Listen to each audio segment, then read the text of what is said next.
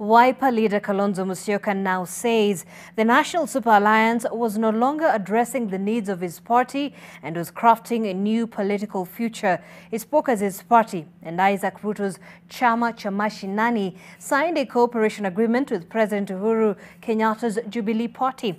And he visits senior political reporter Kennedy Mureithi with details of this new deal that could also signal the beginning of the official NASA breakup.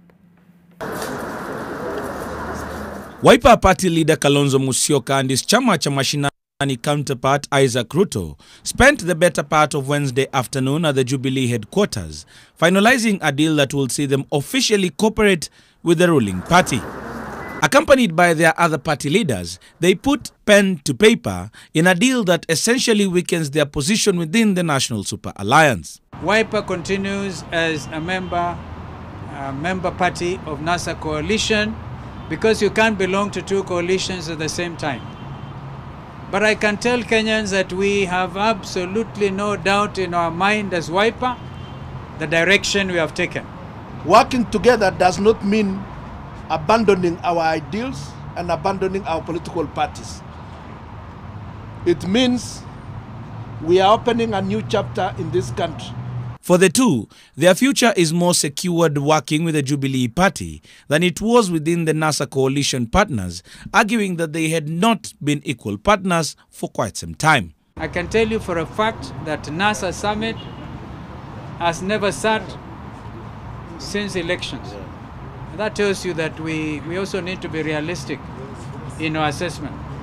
If the summit cannot meet, then how shall we continue? According to the NASA coalition agreement, if three parties pull out, the coalition dies amid behind-the-scenes efforts to have a third party walk out of the NASA coalition. If it was not for these COVID challenges, and as soon as there is an ability to move around, we are still consulting with our membership, and our intention is to conclude a coalition agreement with Jubilee. It is understood that there are those who have been tasked with courting ANC's Musalia Mudavadi, the founder of NASA, but he is not buying in just yet.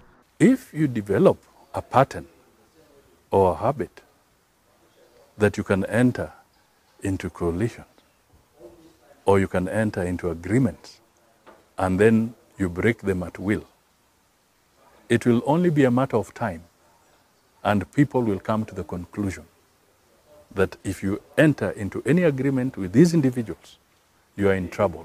Kalonzo is said to have been tasked with engaging Wetangula, and there is promise of a favorable outcome. Jubilee insiders say the current political moves would bolster the party ahead of the 2022 elections and rebuild its muscle torn by internal wrangling. We cannot hold our members to ransom, and we must be realistic. We are all political leaders, and we know where we want to go.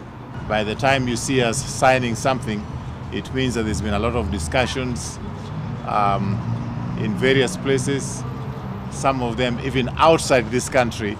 President Kenyatta is said to have personally reached out to Chama cha Mashinani leader Isaac Ruto amid speculation that he and Kalonzo would earn a spot in government.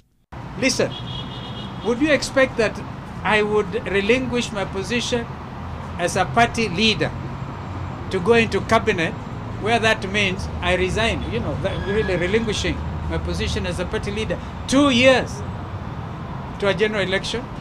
Kalonzo has been insistent that the move he is making is working towards having a coalition agreement with the Jubilee Party, as he can no longer work with NASA, where he says some of the political parties are bullies.